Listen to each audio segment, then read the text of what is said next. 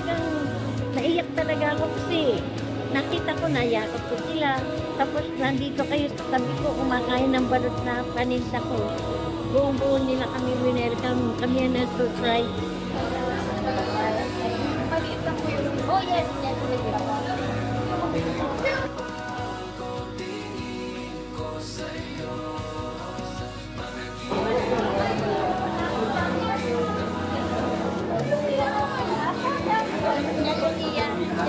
Diba?